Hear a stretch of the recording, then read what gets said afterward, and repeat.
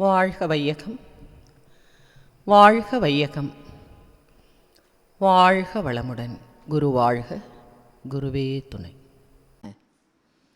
மகரிஷி சொல்லுவார் இல்லையா, அவர் அப்படி தானே இருந்தார். அன்னைக்கே சொன்ன இல்லையா, எல்லையற்ற இறையாற்றல் என் உள்ளும் புறமும் இவ்வுலகும் வானுலகும் எங்கும் நிறைந்துள்ள நல்ல உண்மை நான் அறிந்த நாள் முதலாய் நாவில் நலமளிக்கும் சொற்களையே பேசும் உரம் பெற்றேன். இல்லை என்ற சொல்லுக்கே இடமின்றி எல்லா வளங்களிலும் ஏற்றமே காண்கின்றேன் எழுதுறார். அப்போ நாம் என்ன பண்ணணுங்க, முதல்ல நம்ம மாற்ற வேண்டியது நல்ல வார்த்தைகள் எல்லாத்தையும் இல்லையா. அதாவது மறந்தாலும் மறப்பினும் ஒத்துக்கொள்ளலாகும், பார்ப்பான் பிறப்பு ஒழுக்கம் குன்ற கெடும் திருவள்ளுவர் எழுதுறார். சரிங்களா. அப்போது விரைந்து ஞாலம் செய்யும் நிறந்தினிது பெரியார் வாய்ச்சொல்னு எழுதுறார். உலகம் ஒருத்தவங்க சொன்னால் உடனே ஓடி போய் செய்யணும்னு ஓடுமா. ஏன்னா அந்த பெரியவங்க வாயிலேருந்து வரக்கூடிய அந்த வார்த்தைகளுக்கு அத்தனை வலிமை இருக்குது இல்லையா. அதனால தான் சொல்கிறார், எற்று என்று இறங்குவ செய்யற்க செய்வாயேல் மற்ற அன்ன செய்யாமை நன்று. திருக்குறள் மாதிரி நமக்கு இனிமேல் சொல்கிறதுக்கு ஆள் கிடையாதுங்க. நீ ஒரு தவறான காரியத்தை செய்யாத, அப்படியே செஞ்சிட்டினா திரும்ப அது செய்யாதபடிக்கு நீ என்ன பண்ணிடு. ஏன்னா எண்ணம் தான் என்னவா வருது, சொல்லாக வருது, சொல் தான் என்னவா வருது, செயலாக வருது. அப்போது மகரிஷி சொல்லக்கூடிய இந்த கருத்துக்கள் எல்லாத்தையும் நம்ம சும்மா வாயால் சொல்லிகிட்டே போனோம்னா ஒரு பிரயோஜனமும் கிடையாது. ஏன்னா இந்த உடல் எடுத்ததே எதுக்குன்னா, இந்த வாழ்க்கையில் நாம் ஒரு தெளிவான சிந்தனையோடு நம்ம வாழ்க்கையை சரியான விதத்தில் மாற்றி அமைச்சிக்கணும் அப்படிங்கிறதுக்காக தான். அதனால தான் மகரிஷி நமக்கு இரண்டொழுக்க பண்பாடை கொடுத்துருக்கிறார். அந்த இரண்டொழுக்க பண்பாடை நாம் சொல்லணும் அப்படின்னு சொன்னால் நம்முடைய சீவகாந்த களத்தில் தூய்மையான நிலையில் அதை நம்ம சொல்லும் பொழுது தான் நமக்கு என்ன வருதுங்க, அந்த தன்மை வருது. வள்ளல் பெருமான் சொல்வார், என்னை மறைத்த மறைப்பை நீக்கியே என்னையும் காட்டி இறைவா உன்னையும் காட்டியே என்ன பண்ணிட்ட வளர்த்தாய் அமுதம் ஊட்டியே சொல்கிறார். என்ன மறைச்சிருந்தது ஒரு மாயை, நான் பெரிய ஆள், எனக்கு எல்லாம் தெரியும், என்ன மாதிரி யாரும் இல்லை அப்படிங்கிற மாதிரி என்ன பண்ணிட்டோம், நமக்கு நாமே ஒரு உயர்ந்த ஒரு இடத்த நம்மளுக்கு கொடுத்துக்கிட்டு இருக்கோம். ஆனால் நீங்கள் எல்லா அடியார்களையும் பார்த்தீங்கன்னா அவங்க எந்த அளவுக்கு ஆன்ம தூய்மை பெறுறாங்களோ அந்த அளவுக்கு அவங்கள்ட்ட பணிவு பணிவு பணிவு பணிவுன்னு பணிவில் தான் போயிட்டுருக்காங்க. அப்போ என்ன அழகாக எழுதுறாரு பாருங்க, என்னை மறைத்த மறைப்பை நீக்கிய. ஏன்னா முதல்ல சொல்லுவார், முன்னை நான் செய்த வல்வினை இரண்டின் முடிவு தேர்ந்திலன், வடிவெடுத்து உலகில் என்னை நான் கண்ட அந்த நாள் முதலாய் இருள் என்பது அல்லால் பின்னை வேறொன்றும் பெற்றிலேன், இதனை பேச என் உளம் கூசுகிறதுன்னு சொல்கிறார். முன்னை நான் செய்த ரெண்டு வல்வினை, எது முன்வினையும் தன்வினையும், அதாவது சஞ்சிதமோ பிராராப்தமோ, இந்த ரெண்டு வினையை கொண்டு தான் நம்ம அடுத்த வினையை செய்ய தொடங்குகிறோம் இல்லையா. அப்போ பிராராப்த வினைகள் போகணுங்கிறதுக்காகத்தான் மகரிஷி நமக்கு தவத்தை கொடுத்துருக்கிறாரு. சஞ்சித வினை போகிறதுக்கு தான் துரியாதீத தவத்தை கொடுத்துருக்குறாருங்க இல்லையா. அப்போது என்ன அழகாக சொல்கிறாரு பாருங்க, வடிவெடுத்து உலகில் என்னை நான் கண்ட அந்த நாள் முதலாய் இருள் என்பதல்லால் வேறு பின்னை ஒன்றும் பெற்றிலேன், இதனை பேச என் உளம் கூசுகிறது, உனையே நம்பினேன் நின் குறிப்பு உணரேன் ஒற்றி உலகு உடையோனே. திருவொற்றியூரில் போய் பாடுறார், நீ என்னை ஆட்டி வைக்க போகிறேன்னு எனக்கு தெரியல, உன்னையே தான் நான் நம்பிக்கிட்டு இருக்கேன், உன்னை நம்பிக்கிட்டு இருக்கும்போது நீயே என்னை ஆட்டி வச்சின்னா நான் என்ன பண்ண முடியும். அப்படி எழுதின வள்ளலார் இங்கே என்ன சொல்கிறாரு, என்னை மறைத்த மறைப்பை நீக்கியே என்னையும் காட்டி, நான் யாருங்கிறதையும் எனக்கு சொல்லிட்ட இறைவா நின்னையும் காட்டி வளர்த்தாய் அமுதம் ஊட்டியே, முன்னை மறைகளுக்கும் எட்டா நினது பெருமையை முன்னி முகிழ்ந்து பாட அருள் புரிந்தாய். நீ உன்னையே எனக்கு காட்டினது என்னையே உனக்கு காட்டினது மட்டும் இல்லாமல் முன்னை மறைகள் எல்லாமே உன்னை நினச்சி பயப்படுது. ஏன்னா மறைகளால் இன்னும் இறைவனுடைய அந்த ஆதி நிலையை தொட முடியல.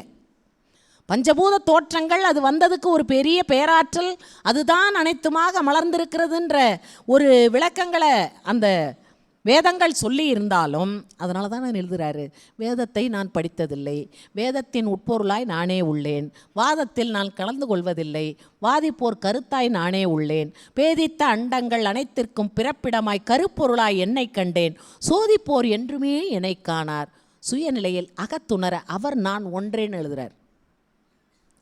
இதெல்லாம் மகரிஷியினுடைய அனுபவத்தால் வரக்கூடிய அந்த வார்த்தைகள் எல்லாமே எதுவுமே சத்தியமான வார்த்தைகள். அப்போ தான் வள்ளலார் சொல்கிறார், முன்னி முகிழ்ந்து பாட புரிந்தார். அதுதானே இவர் சொல்கிறாரு, ஆனந்த கவியாத்தார் ராமலிங்கர். எனக்குள் அடுத்து எழுதுகிறார் பாருங்க, எனக்குள் நீயும் உனக்குள் நானும் இருக்கும். என்னத்தை கொடுத்துட்ட? அனுபவத்தை எனக்கு கொடுத்துட்ட. எனக்குள் நீயும் உனக்குள் நானும் இருக்கும் உண்மையை உணர்த்தி பேதம் தவிர்த்தே கொடுத்தாய் நன்மையே. இறைவனோட கலக்கலைன்னு சொன்னால் இந்த மாதிரி வார்த்தைகள்லாம் வெளியில் வர்றதுக்கு வேலையே கிடையாது. ஏன்னா இதை யாரெல்லாம் படிக்கிறாங்களோ, மகர்ஷி எழுதுகிறார்ல, திருப்புகழாய் நினது பெருமை உணர்ந்த முன்னோர் தெளிவாக பிறர் உணர பாடியுள்ள தெய்வ மொழி புகுந்து எனது உளத்தில் தூண்ட தெவிட்டாத பேரின்ப நிலையில் திளைக்கின்றேன் சொல்கிறார். அதெல்லாம் படிக்கும் போதே இவர் அந்த அனுபவத்தோடு கலந்து கலந்து கலந்து என்ன பண்ணுறாரு, அப்படியே ஒன்றா மாறுறார். நம்மளும் தான் படிக்கிறோம், திருவருட்பா, திருவாசகம், நாயேனையும் ஒரு பொருட்டாய் இங்கு நீயே நயந்து வந்து நினைவின்றி ஆட்கொண்டாய். அபிராமி பட்டர் சொல்கிறாரு, உனக்கு என்னையை பற்றி சரியாக தெரியலை, என்னைய யாருன்னே தெரியாமல் மறந்து போய் உன் அடியாரோட என்னையை சேர்த்து விட்டேன். எப்படிலாம் அடியார்கள் பாடுறாங்க பாருங்கள் இல்லையா? ஆசை கடலில் அகப்பட்டு அல்லல் பட இருந்தேனை நின் பாதம் என்னும் வாச கமலம் தலைமேல் வைத்து வலிய ஆட்கொண்ட நேசத்தை என் சொல்வேன். எப்படியெல்லாம் உருகி அடியார்கள் பாடியிருக்கிறாங்க. நம்ம அப்படி ஆரம்பித்தோம்னா அபிராமியை வந்தாதிய அப்படியே கொண்டு வந்து முடிச்சு விட்டு ஒரு பாயசத்தை வச்சு நைவேத்தியம் பண்ணோமா, குடித்தோமா, போனோமா. அந்த அபிராமி பட்டர் என்ன அனுபவத்தை எழுதினாரு, பின்னே தெரிந்து நின் அடியாரை பேணி பிறப்பறுக்க முன்னே தவங்கள் முனைந்து கொண்டேன் வியன் மூவுலகுக்கும் அம்மேன்னு உருகி பாடுறார். ஏதோ ஒரு தவம் பண்ணியிருக்கிறேன், பின்னே தெரிந்து நின் அடியாரை பேணி. இப்படி ஒரு அடியார்கள் கூட்டத்தில் நம்ம இங்கே உட்கார்ந்துருக்கிறோம்னா ஏதோ ஒரு புண்ணியத்தை நம்ம பண்ணாமல் இங்கே உட்கார முடியாது. முன்னை பிறவியில் செய்த முதுதவம் பின்னை பிறவியை பெற்றால் அறியலாம், தன்னை அறிவது அறிவாம் அக்தை விட்டு பின்னை அறிவது பேயறிவாமே அப்படிங்கிறார் திருமூலர். அவர் நச்சு நச்சுன்னு மண்டையில் குட்டுவார் சமயத்தில் திருமூலர், சரிங்களா? ஆனால் அது குட்டுறதுக்காக எழுதியிருக்காருங்கிறது எப்போ புரிஞ்சுது? நம்ம ஐயாட்ட வந்ததுனால. இல்லைன்னா திருமந்திரம்லாம் புரிஞ்சிருக்குமா? நமக்கு திருவருட்பா புரிஞ்சிருக்குமா? ஏதாவது புரிஞ்சிருக்குமா? எல்லாம் புரியாதானா புரிஞ்ச மாதிரியே லைஃப் ஓடிட்டுருக்கும். இதுதான் நடந்துகிட்ருக்கு இல்லையா? அதனால தான் மகரிஷி சொல்லக்கூடிய, அதனால தான் சொல்கிறார் பாருங்க, வளம் பெற்று வாழ்வினிலே ஓங்க வென்றால் வெறும் வாய்ப்பேச்சால் இவை வாராது வாராது. அப்போ முதல்ல நம்ம செய்ய வேண்டியது ஒரு இனிமையான வார்த்தை இல்லையா? அதாவது ஒரு அடியார்கள் நல்ல இறை உணர்ந்த ஞானிகள் அப்படின்னு சொன்னால் அவங்க வாயில் வழுக்கி கூட தீய சொல் வராதான், சரிங்களா? அதுதான் அவங்களுக்கு அவங்களுடைய உயர்வை காட்டுறது. அது ஒன்று தான். வார்த்தைகளில் ஒரு கனிவு வேணும். வாங்க அப்படின்னு சொல்லலாம், வாங்க அப்படின்னு சொல்லலாம், ரெண்டும் வாங்க தான். வந்தவங்க அப்படியே ஓடி போயிடுவாங்க. அப்போது ரெண்டுமே இருக்குது. அந்த வார்த்தைகள் எப்போ அது வரும் அப்படின்னா, நாம் தவத்தில் ஆழ்ந்து ஆழ்ந்து ஆழ்ந்து இன்னொரு உயிரை உணரக்கூடிய தன்மையை நமக்குள்ளாக வளர்த்து கொள்ளும் பொழுது மட்டும்தான் வரும். ஆனால் நம்மளும் தாங்க நினைக்கிறோம், இங்கே மௌனம் ஹாலில் நம்ம எவ்வளோ நல்லவங்க, நாளைக்கு தெரியும் சாயந்தரம் இல்லையா? அது 6 மணிக்கு மேலே அப்படிங்கிற மாதிரி. இது இன்றைக்கி ஞாயிற்றுக்கிழமை, திங்கக்கிழமைக்கு மேலே நாங்கள் வேறு ஆள் அப்படி இருக்கக்கூடாது. எப்போதுமே ஒரே ஆளாக இருக்கணும். அதுதான் அங்கே முக்கியம். அப்போது அதுக்கு ஒரே வழி என்னென்னா, நம்மை நாம் எப்போதுமே ஒரு விழிப்பு நிலையில் வச்சுக்கிறது மட்டும்தான். அவர் தான் சொன்னார், நான் அடிக்கடி மாற்றி நீங்கள் சொன்னீங்க தான் சாமி, நாங்கள் தான் செய்யலை. தீட்சை கொடுக்குற அன்னைக்கே இன்று முதல் எந்த உணவை சுவைத்தாலும், எந்த ஓசையை கேட்டாலும், எந்த புலன் அனுபவம் கொண்டாலும் ஆக்கினையிலேயே இருக்கட்டும். அறிவுத்தூர் கோயிலுக்கு வந்தனா தானே ஆக்கினைக்கே வருது. வீட்டில் எங்கே ஆக்கினைக்கு போகுது? அதில் சில பேர் அப்படியெல்லாம் எங்களுக்கு சொல்லவே இல்லை மேடம். இது ரொம்ப சூப்பர். நான் சொல்லுவேன், நீங்கள் அவ்வளோ ஆழ்ந்து போயிட்டீங்கப்பா தவத்தில், அவங்க சொன்னது கூட உங்கள் காதில் விழுவல. பாசிட்டிவாகவே சொல்லிட்டு போவோம். நீங்கள் தூங்கிட்டீங்கன்னா நான் சொல்ல முடியும்? அப்போ இதெல்லாம் நம்ம நல்லா யோசிக்கணுங்க. மகரிஷி எவ்வளோ கஷ்டப்பட்டு தன்னுடைய வாழ்க்கையவே அர்ப்பணித்து நமக்கு கொடுத்துருக்கிறார். இந்த ஒன்றும் இல்லையா? அதாவது அவர் எவ்வளோ கஷ்டப்பட்டிருந்தா இதெல்லாம் நமக்கு உருவாகுது. உலக மக்கள் சிக்கல்கள் துன்பங்கள் தீர ஒரு உயர்ந்த வாழ்க்கை நெறி வகுத்துள்ளேன்னு எழுதுகிறார் இல்லை? பிழை போக்கி தரம் உயர்த்தும் மனவளக்கலையை பேருலக மக்களெல்லாம் பெற்று நன்மை பெற தழைத்ததோர் நல்லெண்ணம் தக்க வலுப்பெற்று தவப்பயிற்சி உடற்பயிற்சி தற்சோதனைகள் பிழை நீங்கி முழு ஆயுள் பெற காயகல்பம் பெற்றோரும் பிள்ளைகளும் பெற்று நலம் காண அழைக்கின்றேன் உலகோரே அன்பின் பெருக்கத்தால் அனைவரும் கொள்வீர் மனவளக்கலை பொது சொத்தாம். அன்பர்களே வாரீர்னா எங்கே வர்றாங்க? வராங்க, ஆனால் எக்ஸசைஸ் நம்மளே பண்ண வேண்டியதாக இருக்கு. நம்மளே தவம் பண்ண வேண்டிய, நம்மளே திருந்த வேண்டியதாக இருக்குது. அதான் உச்சகட்டம். அதில் அப்புறம் என்ன பண்ண முடியும்? அவரும் ஒன்றும் பண்ண முடியாது. அவரும் பார்க்குறாரு. ஆனால் ரொம்ப பொறுமைங்க அவர். நான் அதான் சொல்லுவேன், ரொம்ப பொறுமை சாமி. ஒரு குச்சியை கையில் வச்சுருந்தீங்கன்னா நாங்கள் ஒழுங்காக இருந்திருப்போம். அது இல்லாததுனால தான் நாங்கள் ரொம்ப ஆட்டம் போட்டு கிடக்கோம் இல்லையா? அதுபோல் ஒரு தாயை விட உயர்ந்த நிலை. என் உயிர் நீ, என் உயிர்க்கும் உயிர் நீ, என் இன்னுயிருக்கு துணைவன் நீ, என ஈன்ற அன்னை நீ, தந்தையும் நீ, என் அரும் பொருள் நீ, என் இதயத்த அன்பு நீ, என் நற்குருவும் நீ, என்னை கலந்த உறவு நீ, எந்தன் வாழ்வும் நீ, வாழ்வினுக்கோர் துணையும் நீன்னு வள்ளலார் சொல்லுவார். இறைவனை குருவான்னு நினச்சி சொல்லுவார். ஆனால் நான் அடிக்கடி இதை சொல்லிக்குவேன், என் உயிர் நீ தான்யா. உயிருக்குள்ளே இருக்கக்கூடிய அந்த அறிவாக இருக்கிறதும் நீங்கள் தான், அப்பாவும் நீங்கள் தான், அம்மாவும் நீங்கள் தான். சமயத்தில் என்ன திட்டு வாங்குறீங்க தான், அது தெரியுது. வேறு வழி இல்லை, நீங்கள் தான் திருப்பி திட்ட மாட்டீங்க. மற்றவங்களாம் திருப்பி திட்டுவாங்க, சண்டை போடுவாங்க. அதனால் என்ன பண்ணுறது? அவர் தான் எல்லாமே. என்ன நேரமாக அவர்கிட்ட தான் போய் ஒரு சகோதரி சொல்லுவாங்க, காலையில் எந்திரிச்சோன்னா அவர்கிட்ட தான் கேட்குறது, என்னங்க ஐயா சமையல் பண்ணுவோம். நான் கூட வீட்டுக்கார்ட்ட கேட்குறாங்களாக்குன்னு நினச்சி. அந்த அளவுக்கு அப்படியே ஒவ்வொருத்தருக்குள்ளேயும் குடும்பத்துக்குள்ளெல்லாம் ஊடுருவி போய் நிறைஞ்சு நிற்கிறார். நான் பார்க்குறேன் நிறைய பேர். ஒரு ஊருக்கு போனேன்னா 10 பேராக சொல்லுவாங்க, அவர் மட்டும் இல்லைன்னு வைங்கம்மா, நாங்கள்லாம் ஒன்று பைத்தியமாக இருப்போம், இல்லைன்னா போய் சேர்ந்துருப்போம். நான் சொல்கிறது இதே டைலாக் தான், சேம் டைலாக் தான் நாங்கள் எல்லாருமே சொல்லிகிட்டு இருக்கோம். ஏன்னா வாழ்க்கையில் ஒரு தெளிவை கொடுத்துருக்குறாரு. இதுதான் வாழ்க்கை, இது உனக்கு கொடுக்கப்பட்ட வாழ்க்கை, இதை நீ வாழ்ந்து தான் ஆகணும். அப்போ அதுக்கு தகுந்தது மாதிரி உன் உடம்பை நல்லா வச்சுக்கோ, மனசை நல்லா வச்சுக்கோ. எது நடந்தாலும் உணர்ச்சி நிலைக்கு வராது. சரி, இதை இறைநிலை நடத்துது, நிச்சயமாக இதுக்கு ஒரு தீர்வை அது கொடுத்துரும். அந்த நம்பிக்கை நமக்கு வேணுங்க.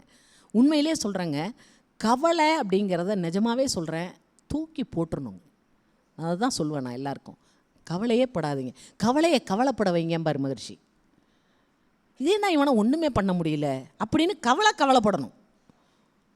நம்ம தான் கவலை எப்போ வரும் எப்போ வரும் எப்போ வரும்னு வாங்கி உள்ளே போட்டுட்டு, மகரிஷி சொல்லுவார், கவலை நமக்கு இல்லைன்னா நம்ம ஓடி போய் ஏதாவது ஒரு கவலையை எடுத்து போட்டுக்கிட்டு அப்படி கவலைப்படுவோம். ஏன்னா அந்த மனசுக்கு கவலைப்படுறதுல ஒரு சுகம் இருக்குது அப்படிம்பார்.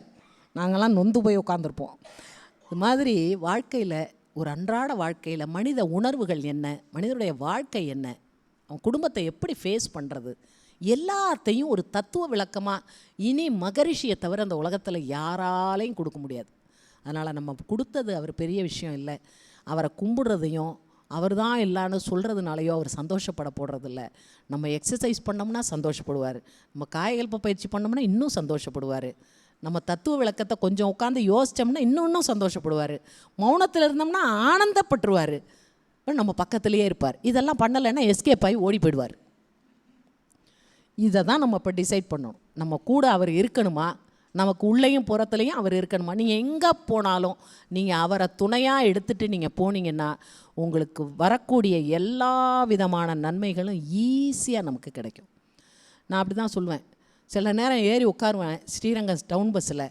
அவன் செல்லை காதில் வச்சான்னா அந்த தம்பி அவர் செல்லு பேசுகிறாரா பஸ்ஸு ஓட்டுறாரானே டவுட் ஆகி அப்புறம் ஒரு எனக்கு ஒரு முடிவு வந்துடும். சரி இன்றைக்கி ஜனசதாப்தி எஸ்கேப் ட்ரெயின் போகுது அப்படின்னு முடிவு பண்ணிவிடுவேன். அப்புறம் உடனே அது எப்படி போவோம்?